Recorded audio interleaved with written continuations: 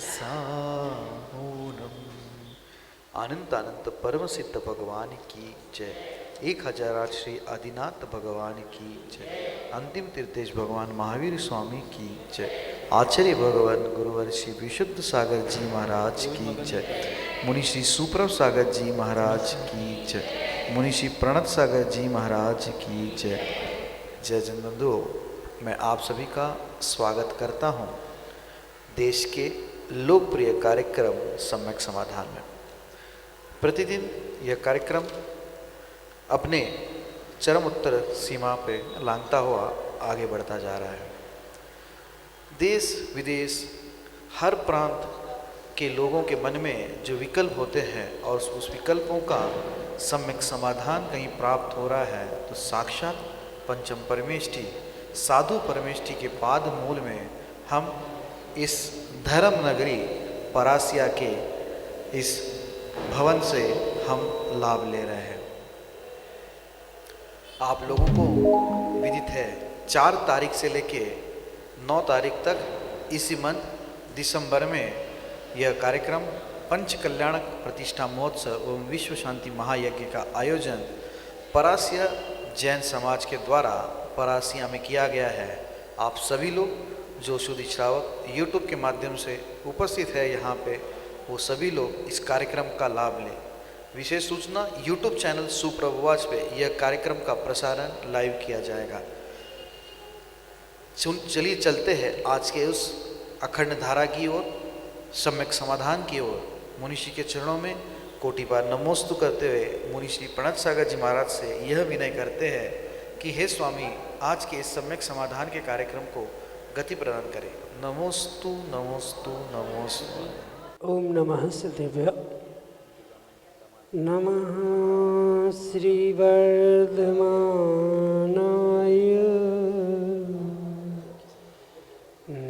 निर्धूत कलिलात्मने सालोकानां त्रिलोकानां यदि विद्यादर्पणायते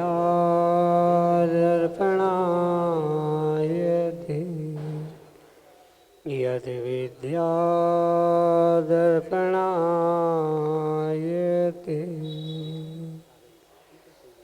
पंच परमेष्ठी भगवान की परम पूज्य आचार्य भगवंत गुरुवर विशुद्ध सागर जी मुनि महाराज की, परम पूज्य मुनि श्री सुप्रभ सागर जी महाराज की,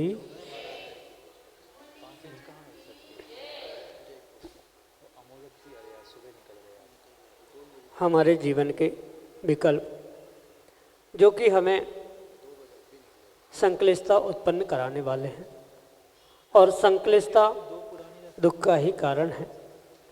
लेकिन जब उन्हीं विकल्पों में समीचीनता आती है तो वही विकल्प विशुद्धि का कारण बन जाते हैं, और वही विशुद्धि हमें संसार से पार कराने के लिए परम कार्यकारी साबित होती है।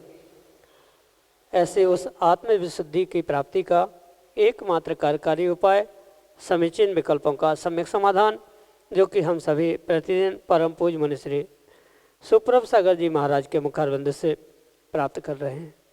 देश के विभिन्न प्रांतों से अनेकानेक समीचीन विकल्प हमें यहाँ प्रतिदिन प्राप्त हो रहे हैं, और परम पूज्य मुनि श्री आगम के परिप्रेक्ष्य में उनका हम सबको सम्यक समाधान प्रदान कर रहे हैं।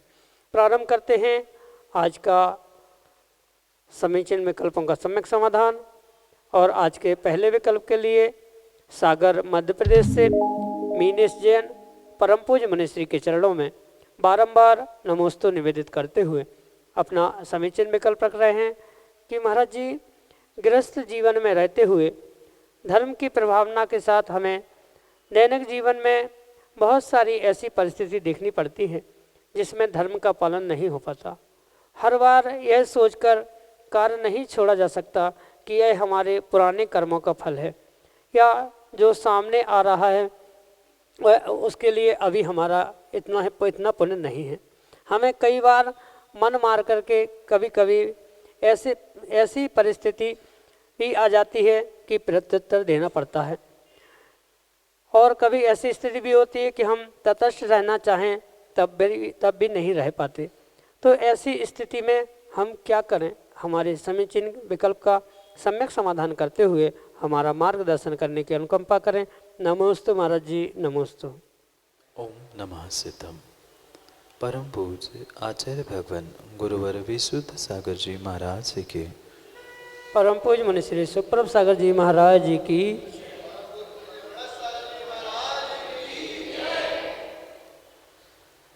ये तो जीवन का रहस्य ही है, कभी अनुकूलता कभी प्रतिकूलता। ये मात्र मनुष्य ही नहीं अपितु सभी जीवों के निमित्त से होने वाली सामान्य जीवन की परिस्थितियाँ हैं, जिसके कारण से कभी संक्लेशित परिणाम होना आदि भी स्वाभाविकता से सहजता से संभव होता है।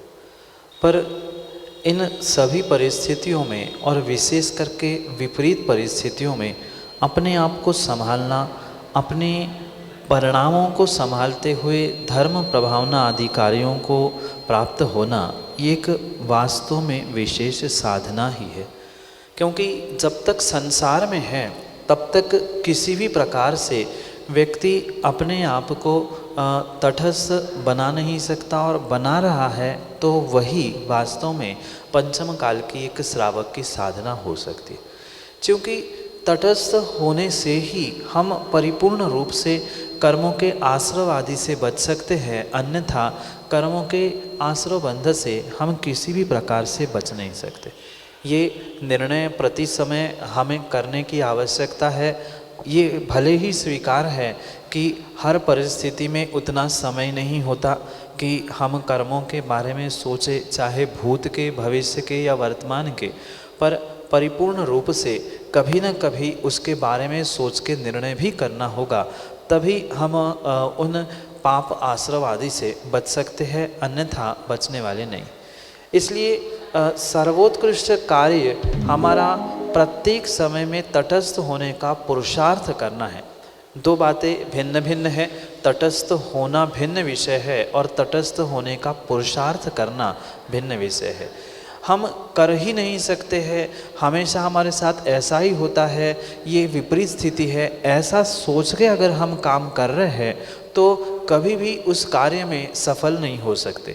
इसलिए हम प्रत्येक विपरीत स्थानों में, विपरीत परिस्थितियों में अपने आप को संभाल कर रखने का जो हमारा पुरुषार्थ है, तटस्थ होने का जो हमारा पुरुषार्थ है, वो ही हमारे लिए आने वाले समय में तटस्थ होने की शिक्षा दे सकता है। क्योंकि अगर हम यही हमेशा बात करते रहेंगे कि हम कर नहीं सकते, कर नहीं पा रहे हैं, हो नहीं रहा है, तो जीवन में कभी भी हमारे जो लक्ष्य है, उद्देश्य है, वहाँ तक हम पहुँच नहीं सकते। इसलिए सबसे पहले ये हमें बहुत अच्छे से निर्णय करना होगा कि मेरा आज किया गया एक कदम का पुरुषार्थ, यानी थोड़ा सा भी पुरुषार्थ मेरे लिए आने वाले समय के लिए एक बहुत बड़ा कार्य देने के लिए सफल हो सकता है। इसलिए पूर्ण रूप से हम तटस्थ होने में, विपरीत परिस्थितियों को हैंडल करने में, किसी अन्य कार्य को व्यवस्थित करने में सफल भले ही नहीं हो पा रहे हैं, पर किंचित किसी न किसी प्रकार से उसको व्यवस्थित करने के लिए, तटस्थ आदि होने के लिए पुरुषार्थ हमें आज से ही करना होगा। भले ही पुरुषार्थ में सफल हो ना हो, पर हमें तटस्थ होने का पुरुषार्थ अवश्य ही करना पड़ेगा। इस प्रकार से अगर हम पुरुषार्थ करेंगे तो ही उस कार्य में सफल होंगे। यही आपके लिए सम्यक समझ। खुशबू जैन, जुन्नारदेव, मध्य प्रदेश से परम पूज्य मनीषी के चरणों में बारंबार नमोस्तु निवेदित करते हुए अपना समीचीन विकल्प रख रहे हैं कि गुरुदेव, सुना है कि मंदिर में जाकर भगवान से कुछ नहीं मांगना चाहिए, तो हम तीन लोक के पिता से ना मांगे तो कहाँ जाकर और किससे मांगेंगे? हमारे समीचीन विकल्प का सम्यक समाधान करने की अनुकंपा करें। नमोस्तु महाराज जी, नमोस्तु। व्यक्ति को वस्तु की प्राप्ति किसी के मांगने से, किसी के पास पहुंचने से या किसी के सामने भीख मांगने से या गिड़गिड़ाने से नहीं मिलती। चाहे भिखारी भी क्यों ना हो, उसको भी द्रव्य की प्राप्ति, वस्तु की प्राप्ति अपने अपने पुण्य पाप से ही मिलती है। कभी कभी 2-2 दिन तक उन भिखारियों के लिए कुछ द्रव्य नहीं मिलता, कभी कभी 1 घंटे में ही इतना सारा मिल जाता है कि 2-4 दिन की व्यवस्था हो जाती। तो ये जो कुछ भी द्रव्य की प्राप्ति है, वस्तु की प्राप्ति है, ये परिपूर्ण रूप से जीव के पुण्य पाप रूपी कर्मों पर निर्भर करती है। किसी के मांगने से किसी को कुछ भी नहीं मिलता है, क्योंकि मांगना ये तो बचपन से हमने सीखा है, पर प्रत्येक वस्तु मांगने से ही मिलेगी ऐसा किंचित भी नहीं है। रही बात दूसरी, जो मंदिर आदि में जाकर भगवान से मांगना, ये परिपूर्ण रूप से मांगना, भले ही 3 लोक के नाथ कुछ दे नहीं रहे हैं, पर उनके पास जाकर मांगना या अन्य कहीं भी जाकर मांगना ये योग्य नहीं है, क्योंकि जो मिलने वाली वस्तु है वह परिपूर्ण रूप से हमारा पिछला पुरुषार्थ, वर्तमान का पुण्य, वर्तमान का पुरुषार्थ, आने वाले समय का पुण्य पाप आदि, इन सभी बातों पर निर्भर होने से उनके निमित्त से वस्तु की आदि हमें प्राप्ति हो सके। इसलिए भगवान से ही क्या, किसी अन्य स्थान में ही जाकर हमें कोई भी वस्तु की, द्रव्य की प्राप्ति की इच्छा नहीं करनी चाहिए या मांगने का प्रयास भी नहीं करना चाहिए। और रही बात 3 लोक के नाथ के मंदिर की, तो वहाँ भी हमें 3 लोक के नाथ के सामने भी कोई वस्तु मांगने से मिलने वाली नहीं है।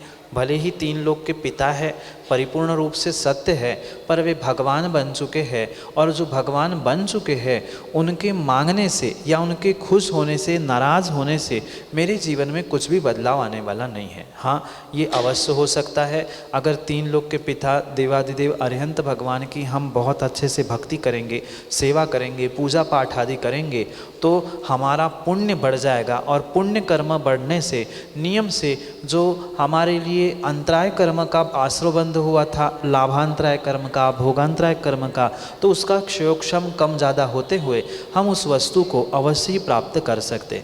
पर ना 3 लोक के नाथ के सामने मांगने से या अन्य कहीं मांगने से हमें किसी भी प्रकार से वस्तु की प्राप्ति होना संभव ही नहीं है।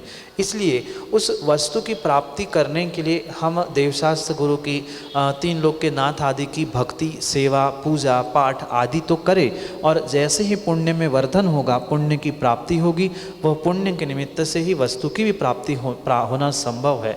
इसलिए भले ही उपचार से ये कहा जाता है कि भगवान के दर पर हमें सब कुछ मिलता है, मिलने का मतलब हमारी भक्ति, हमारी श्रद्धा, हमारा समर्पण, उसके निमित्त से ही वह सब कुछ कार्य होते हैं। मांगने से 3 लोक के नाथ के पास भी नहीं मिलेगा और अन्य भी किसी से नहीं मिल सकता, क्योंकि एक बालक माता पिता से भी कोई वस्तु मांगता है, कोई द्रव्य मांगता है, ज़रूरी नहीं है उसकी मांग हर समय में पूर्ण हो। कभी पूर्ण होती भी है, कभी नहीं भी होती। इसलिए कायदा तो यही है, आगम तो यही कहता है, मांगने से कुछ नहीं मिलता। ऐसा नीतिकारों ने भी कहा है, बिन मांगे मोती मिले, मांगे मिले ना भीख। अगर पुण्य का उदय है तो घर बैठे मोती भी मिल सकते हैं, और पुण्य नहीं है तो भीख मांगने पर पैसे भी नहीं मिल सकते हैं। इसलिए मांगने से नहीं, सच्चा श्रद्धा, समर्पण, भक्ति आदि का पुरुषार्थ करने से 3 लोक के नाथ के पास से हमें बहुत कुछ मिल सकता है, पर मांगने से नहीं, हमारे पुण्य के उदय से ही मिलेगा। यही आपके लिए सम्यक समाधान। अरुणा जैन, चांदामेटा, मध्य प्रदेश से परम पूज्य मनीषी के चरणों में बारंबार नमोस्तु निवेदित करते हुए अपना समीचीन विकल्प रख रहे हैं कि महाराज जी, मुक्तागिरि जी में शरद पूर्णिमा के दिन चंदन की वृष्टि होती है, तो इसे क्या समझा जाए? हमें समीचीन विकल्प का सम्यक समाधान करने की अनुकंपा करें। नमोस्तु महाराज जी, नमोस्तु। जो मुक्तागिरि आदि अतिशय क्षेत्रों के निमित्त से आपने ये जो कुछ भी सुना है, परिपूर्ण रूप से ये सत्य समझना कि शरद पूर्णिमा हो या अन्य किन्हीं दिनों में जो चंदन आदि की वर्षा का कथन या कथानक बनाया जाता है, वह वास्तविकता में सत्य नहीं है। क्योंकि हम भी वहाँ गए थे और हमने स्वयं अनुभव किया, जो वहाँ चंदन जैसे छोटे छोटे ऑरेंज कलर के केसरिया वर्ण के जो छींटे पड़े मिलते हैं, वह केसर की वर्षा या केसर के छींटे बिल्कुल भी नहीं है। ये भी आप कह सकते हो कि उन छींटों को सूंघ लिया जाए तो थोड़ी सी हल्की सी मीठी खुशबू भी आती है, अच्छा उसका स्वाद भी आता है, पर वास्तविकता को अगर समझे तो उसके लिए यही समझना होगा जो कि हमने अपनी आँखों से देखा है, वो छींटे किसी चंदन आदि के नहीं हैं, अपितु वहाँ जो बहुत सारी मधुमक्खियाँ हैं, उन मधुमक्खियों के निमित्त से जो उन मधुमक्खियों का जो मल है वह उस छींटे के रूप में वहाँ पर ज़मीन आदि पे पड़ा हुआ प्राप्त होता है। अभिप्राय यहाँ समझने योग्य यही है कि जो मात्र अतिशय के रूप में कहा जाता है वह कथानक ही है, वास्तविकता वैसी नहीं है। मधुमक्खी का जो मल है वह जब मधुमक्खियाँ उड़ती है, उड़ते उड़ते उसने जो मल का विसर्जन किया वह आके कहीं मंदिर के शिखर पर, कहीं ज़मीन पर या यत्र तत्र गिरता है, जिसके निमित्त से वह ऐसा प्रतीत होता है कि रात भर में चंदन की वर्षा हुई है, क्योंकि वहाँ बहुत सारे मधुमक्खियों के छत्ते हैं और जब एक साथ वे उड़ते हैं, एक स्थान से दूसरे स्थान तक जाते हैं, वहाँ उनने जैसे ही मल का विसर्जन किया वह उनके मल का ही वैसा वर्ण है, गंध है, रस है, जो क्योंकि वे खाते उस फूलों के पराग को है, उसमें से मीठापन निकालते हैं, उनका मल भी उसी प्रकार से थोड़ा सा सुगंधित रंगीन आदि होने के कारण से उस केसर के समान उसका रंग, केसर के समान उसका गंध होने से ये प्रतिभासित होता है कि वह केसर की वर्षा हो रही है, पर वास्तविकता में मुक्तागिरी में भी वह केसर की वर्षा नहीं होती। वर्तमान में मात्र मधुमक्खियों की जो वीट है, जिसे मल कहा जाता है, उसके द्वारा ही वह छींटे प्राप्त होते हैं। यही तथ्य आँखों से देखा हुआ है, यही सत्य है जो कि आपके लिए सम्यक समाधान से। अगले समीचीन विकल्प के लिए इंजीनियर संदीप जैन परासिया मध्य प्रदेश से हमारे सामने। नमोस्तु गुरुवर, नमोस्तु गुरुवर। गुरुवर जी, आत्मा के साथ पाप और पुण्य किस रूप में जाता है, शंका समाधान करने की कोशिश करेंगे महाराज। आत्मा के साथ जो पुण्य पाप रूपी कर्म का आश्रयबंध होता है वह एक बहुत अच्छे तरीके से वैज्ञानिक दृष्टि से समझने की आवश्यकता है, क्योंकि ये सभी आत्मा भी अदृश्य है, पुण्य पाप रूपी कर्म भी अदृश्य है, पर उनका संयोग होना और एक पर्याय से दूसरे पर्याय में पहुंचना, ये भले ही किसी इंद्रिय चक्षु आदि के द्वारा ग्रहण करने योग्य नहीं है, पर आगम के प्रमाण से और सामने दिखने वाले बहुत सारी घटनाओं से, स्थितियों, परिस्थितियों से हमें उसे समझने की आवश्यकता है। जैसे आपने वैज्ञानिक भाषा में या वर्तमान के भौतिक युग में मोबाइल देखा होगा, एक सीडी देखी होगी। मोबाइल में भी जो छोटा सा मेमोरी कार्ड है या सिम कार्ड है, आप उसको मोबाइल से निकाल कर ऐसे देख लेना, आपको उसमें कुछ भी नहीं दिखेगा। पर वही मेमोरी कार्ड या वही सिम कार्ड आप मोबाइल में लगा लोगे तो आपके लिए बहुत सारा डाटा उसमें से प्राप्त होता है। उसी प्रकार से जो सीडी भी है, आप सीडी को चाहे धूप में देख लो, छाँव में देख लो, किसी प्रकार से देख लेना, पर उसमें क्या क्या लिखा है, क्या क्या भरा है, वो आपको दिखाई नहीं देगा। पर वही सीडी अगर आप सीडी प्लेयर में लगा लोगे, उसके लिए कोई स्क्रीन टीवी जैसी या मोबाइल कंप्यूटर जैसी मिल जाएगी, तो उसमें सीडी में क्या क्या था, भजन है कि पिक्चर है, क्या है, ये सब कुछ आपको उसमें लिखा हुआ मिल सकता है। पर जैसे उस सीडी में मेमोरी कार्ड या सिम कार्ड में भरा हुआ है, आँखों से नहीं दिखता, पर फिर भी उसमें है। उसी प्रकार से आत्मा में जो होने वाला कर्मों का आश्रयबंध है, वह बिल्कुल यही मैकेनिज़्म है जो सिम कार्ड, मेमोरी कार्ड और सीडी के द्वारा जो डाटा स्टोर करने की जो मैकेनिज़्म वर्तमान में भौतिक युग में या वैज्ञानिकों ने प्रारंभ की है, वही मैकेनिज़्म हमारी आत्मा और कर्म के साथ हुआ करती। और ज़रूरी नहीं है कि टीवी पर या मोबाइल पर दिखने वाले चित्र या डाटा परिपूर्ण रूप से हमें समझ में आए कि किस प्रकार से क्या लिखा है, क्या नहीं है, पर उन साधनों में उसको लगाने से ये समझ में आता है कि उस सिम कार्ड में, सीडी में क्या था। और जब चित्र दिख गया तो पुनः चित्र मिटा नहीं है, वह चित्र आप एक लैपटॉप से दूसरे लैपटॉप में, एक सिम कार्ड एक मोबाइल से दूसरे मोबाइल में आदि आदि डालते हुए आप इधर का डाटा उधर कॉपी पेस्ट कर सकते, इधर का डाटा उधर कॉपी पेस्ट कर सकते हो। बिल्कुल ऐसा ही मैकेनिज्म हमारे आत्मा और कर्मों के साथ हुआ करता है। जैसे ही जीव मन वचन और काय से कर्मों को आश्रवित करता है यानी डाटा ग्रहण करता है, और जैसे ही डाटा ग्रहण किया, जैसे ही उसको पेस्ट किया जाता है, चिपकाया जाता है, ऐसे ही आत्मा का और कर्मों का जो बंध है वह बंध की प्रक्रिया होती। और जो एक बार चिपक गया है वह जब तक उसे कट नहीं किया जाए, रिमूव नहीं किया जाए, डिलीट नहीं किया जाए, तब तक CD, memory card, SIM card से जैसे वह डाटा डिलीट नहीं होता, उसी प्रकार से वह हमारे कर्म पुण्य रूप हो या पाप रूप हो, जो आश्रव बंध को प्राप्त हो चुके हैं, जब तक उदय में आकर स्वयमेव डिलीट नहीं हो जाते हैं या बुद्धिपूर्वक तपस्या करते हुए उसे डिलीट नहीं किया जाता। कोई बाहर की बात नहीं, कर्मों की बात चल रही है। तपस्या से हम कर्मों को डिलीट कर सकते हैं।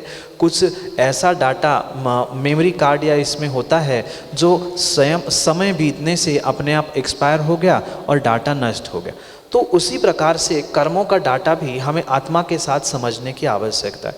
जो कर्मों का डाटा हमने आश्रव बंध के द्वारा प्राप्त किया था उसे तपस्या से डिलीट किया जा सकता है, या उदय में आने पर भी वो अपने आप से एक्सपायरी होकर डिलीट हो सकता है। जब तक उसकी एक्सपायरी नहीं है, जब तक बुद्धिपूर्वक उसे डिलीट नहीं किया जा रहा, कट पेस्ट कहीं अन्य जगह पे नहीं किया जा रहा, तब तक वह आत्मा के साथ बिल्कुल बना रहता है। चाहे वह मनुष्य पर्याय से देव पर्याय, अन्य अन्य किसी भी पर्याय में गति से अगति आदि आदि का गमनागमन क्यों ना हो, पर परिपूर्ण रूप से वह तभी संभव होता है जब बुद्धिपूर्वक उसे निकाल दिया जाए, या फिर अपने आप समय पर, जो आगम में आपने शब्द सुने होंगे कि जो कर्म का बंध हुआ था उसका उदय काल आ गया, और जैसे ही कर्म उदय में आ गए उसकी निर्जरा हो गई।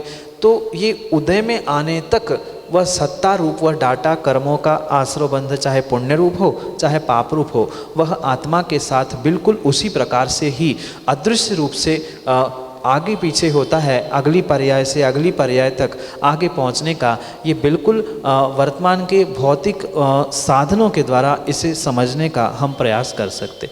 सामान्य रूप से हमें इसे इसी प्रकार से समझना होगा, क्योंकि आश्रव बंध पुण्य पाप आदि करणानियोग के निमित्त से बहुत विस्तार से समझने जैसी बात है, पर संक्षेप से ये वर्तमान के सिम कार्ड, मोबाइल की मेमोरी कार्ड, सीडी आदि के द्वारा उसका मैकेनिज्म समझते हुए ये आत्मा के साथ साथ जाने वाले पुण्य पाप की व्यवस्था को हम समझ सकते हैं, जो कि आपके लिए सम्यक समाधान से।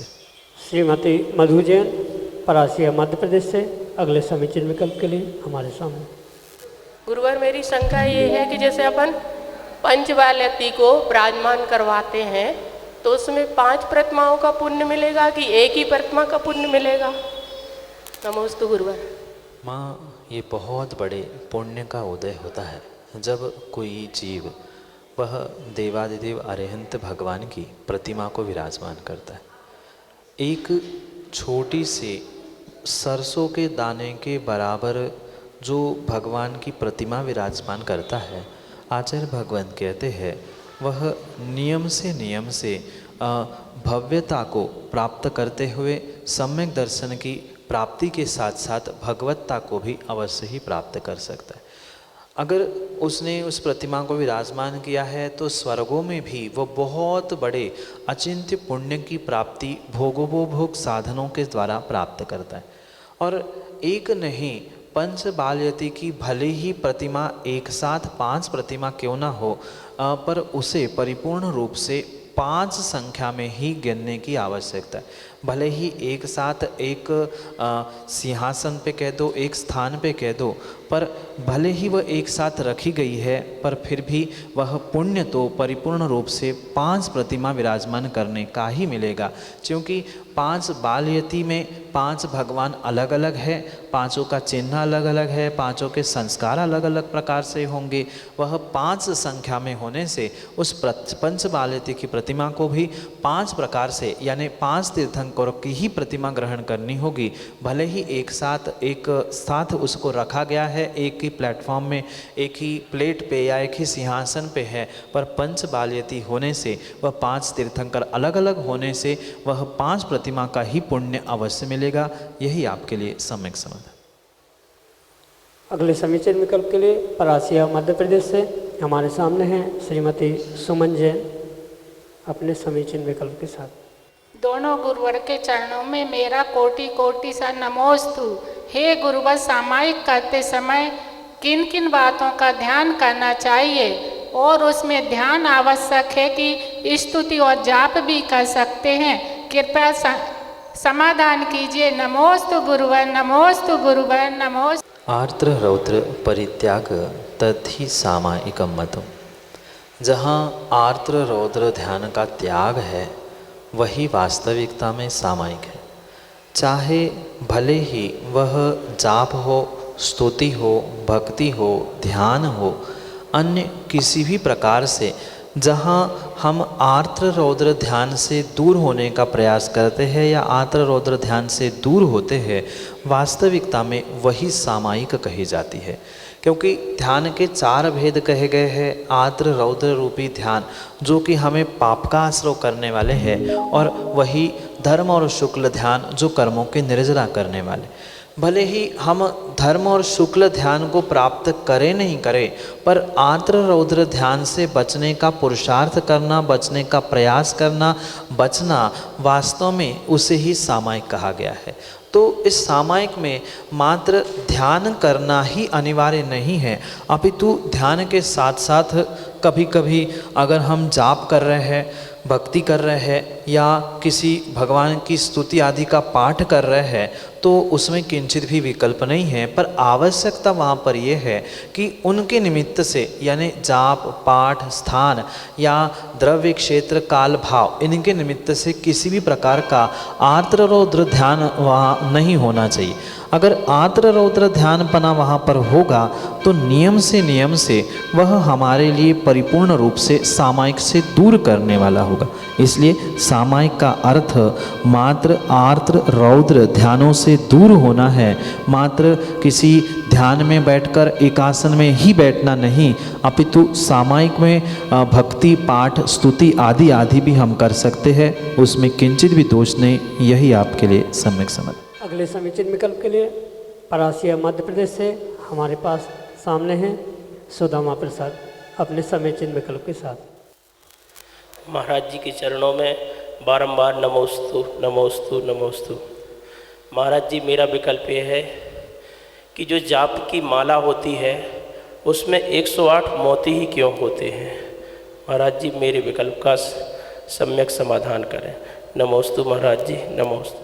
व्यक्ति दिन भर में बहुत सारे पाप करता है और पापों से बचने के लिए जाप की जाती है, और यही संदर्भ उन 108 मोती मणि आदि के निमित्त से आचार्य भगवंतों ने बताया। जो जीव परिपूर्ण रूप से दिन भर में पाप करता है, उनको कैटेगराइज करते समय या उनको एक साथ जोड़ते हुए आचार्य भगवंत 108 प्रकार के पाप कहते हैं, और उन 108 प्रकार के पापों से बचने के लिए 108 जाप यानी 108 मोती उस माला में कहे जाते हैं। और यही कारण उन 108 मोतियों का उस माला के निमित्त से, जाप आदि के निमित्त से कहा जाता है। जो 108 प्रकार का पाप कहा गया है वह इस प्रकार से है: मन, वचन और काय। मन से भी पाप होता है, वचनों से भी पाप होता है और शरीर से भी पाप होता है। तो 3 यानी मन, वचन, काय, ये 3 प्रकार से पाप हुआ। फिर और 3 प्रकार से पाप होता है: कृत, कारित और अनुमोदना। कृत यानी स्वयं करना, कारित यानी दूसरों से कराना, और अनुमोदना यानी जो दूसरा कर रहा है उसको स्वीकार करना, हाँ तूने अच्छा किया, ऐसा ही करना चाहिए था, ऐसी जो उसकी अनुमोदना है वह कृतकारित अनुमोदना हो। तो 3 गुना 3 9 हो गए। पुनः मन वचन काय कृत कारित अनुमोदना, इसके साथ 3 घटकों को और जोड़ा जाता है, समरंभ, समारंभ और आरंभ। जो मात्र करने के लिए मन में सोचा था या करने के लिए जो कुछ प्रारंभ अभी हुआ नहीं था, मात्र क्रिया को लिए बारे में सोचा था, वह समरंभ था। साक्षात उस पापों के लिए सामग्री का इकट्ठा कर लेना ये समारंभ था, और पाप में प्रवृत्त हो जाना ये आरंभ था। पुनः समझना, मन में मात्र हमने सोचा कि हमें ऐसा करना है तो वो समरंभ होगा। समारंभ पापों की सामग्री इकट्ठी करना, और आरंभ यानी साक्षात पाप कर देना।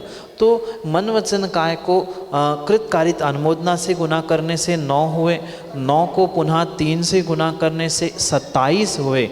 तो इन 27 को पुनः 4 से गुना करने से 108 होते। तो वे 4 क्रोध, मान, माया और लोभ, ये 4 कषाय हुई।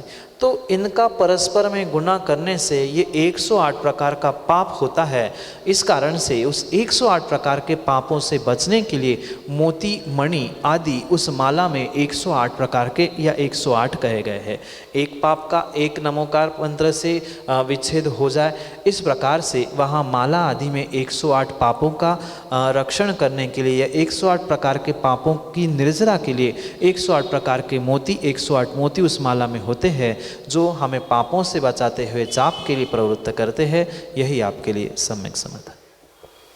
जय जय बंधु, आप हम सभी लाभ ले रहे थे लोकप्रिय कार्यक्रम सम्यक समाधान का। प्रतिदिन यह कार्यक्रम 5:13 पे YouTube चैनल सुप्रभ वॉच के माध्यम से प्रसारित होता है। YouTube पे जाके आपको सुप्रभ वॉच सर्च करना है और चैनल को सब्सक्राइब करिएगा, और उसके आगे बेल नोटिफिकेशन होता है कि उसके लिए एक बटन होता है, उसको दबाइए ताकि आपको नोटिफिकेशन प्राप्त हो। प्रतिदिन कार्यक्रम में जुड़ने के लिए या कार्यक्रम के माध्यम से अपने जिज्ञासाओं का समाधान प्राप्त करने के लिए, विकल्पों का समाधान प्राप्त करने के लिए हमारे व्हाट्सएप के नंबर 8707548811 नंबर फिर से दोहराता हूँ, 8707548811। इस नंबर पे आप व्हाट्सएप के द्वारा अपने विकल्प हम तक पहुंचा सकते हो। अगर आपको व्हाट्सएप पे टाइपिंग करना नहीं जम रहा है तो आप पेज पे अपना विकल्प लिखिए, उस पेज का फ़ोटो क्लिक करके व्हाट्सएप के द्वारा हम तक पहुंचा सकते हैं। या आप अपने ऑडियो, वहाँ ऑडियो का एक बटन होता है, ऑडियो के माध्यम से भी अपने विकल्प हम तक पहुंचा सकते हैं। आपके ऑडियो के द्वारा ही आपके क्वेश्चन को मुनि जी के सामने प्रस्तुत किया जाएगा। फेसबुक के माध्यम से भी सम्यक समाधान इस लोकप्रिय कार्यक्रम का प्रसारण होता है। फेसबुक पर श्रवण सुप्रभ सागर जी महाराज जी के नाम से पेज है, उसके माध्यम से इस कार्यक्रम का प्रसारण होता है। मुनि जी के प्रवचन शाम को 7:40 पे जिनवा टीवी के माध्यम से प्रसारित होते हैं, और उस कार्यक्रम का विषय, उस प्रवचन का विषय अद्भुत। आज तक इस ग्रंथ का वाचना इतने बड़े लेवल पे नहीं हुई थी। मोरा जी में यह वाचना हुई थी। उसका नाम है ग्रंथ का शिवकोटि महाराज रचित रत्नमाला। आप सब लोग घर बैठे इस ग्रंथ का स्वाध्याय शाम को 7:40 पे जिनवा टीवी के माध्यम से कर सकते हैं। samyak.samadhan@gmail.com यह हमारी ईमेल आईडी है। आप उस ईमेल आईडी के माध्यम से भी अपने विकल्पों को हम तक पहुंचा सकते हैं। आज के लिए इतना ही। ऐसे ही हम विभिन्न कार्यक्रम लेके आप तक जरूर आएंगे। तब तक देखते रहें आपका लोकप्रिय YouTube चैनल सुप्रभ वॉच। मुनि श्री के चरणों में बारंबार नमोस्तु करते हुए आज के इस कार्यक्रम को यहीं पे विराम देते हैं। नमोस्तु नमोस्तु नमोस्तु।